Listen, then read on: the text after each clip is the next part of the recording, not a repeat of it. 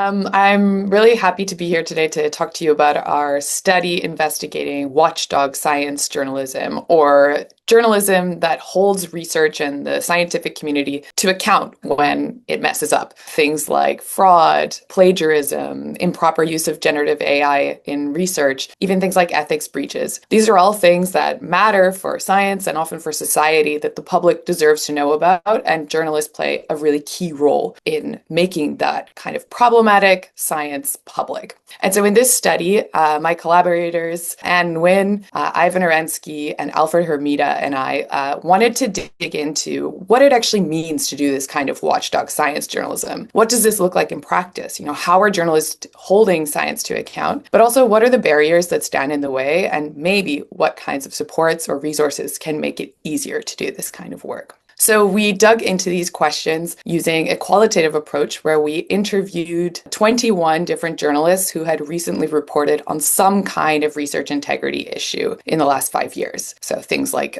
fraud, as I mentioned earlier. We asked these folks about what they did and the challenges they encountered, and then we analyzed those interview transcripts using a qualitative approach called thematic analysis. So basically looking for shared patterns, things that recurred across the interviews that were sort of common to these different journalists. These journalists were journalists who wrote for either a Canadian or a UK media outlet, two media systems that are of course different but face some similar structural challenges like shrinking resources, not very many media outlets that have dedicated science journalists on staff anymore.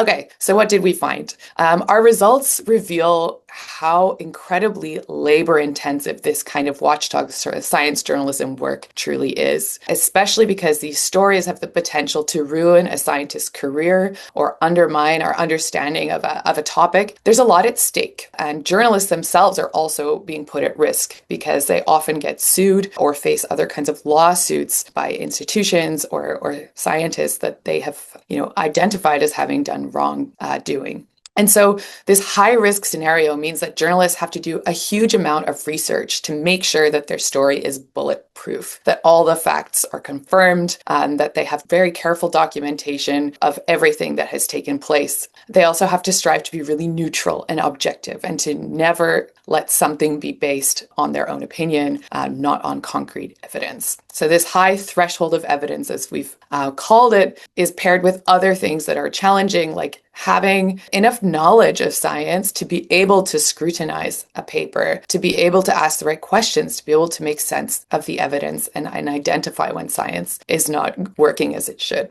Alongside these are many other barriers we often hear about in science journalism, things like financial constraints, not having enough resources, not having enough time, but also a constraint we don't often talk about, which is not having the legal support if somebody does choose to sue after a story breaks headlines. Journalists also told us that sometimes it was hard to sell these kinds of stories to editors because it's hard sometimes to see the true impact of these stories until months or even years later. They weren't always described as being very clickable or aligning with the kinds of short-term metrics that are becoming so important to sell stories in newsrooms. So this sort of labor-intensive labor of love, we argue, is more important than ever as more and more attention is being paid to really, really problematic scientific practices. But it also seems to be something that's very precarious, at least in these two media landscapes. There's a lot of potential for this kind of journalism to kind of fade away from view unless we put more legal, financial, training resources towards supporting this critical form of accountability science journalism.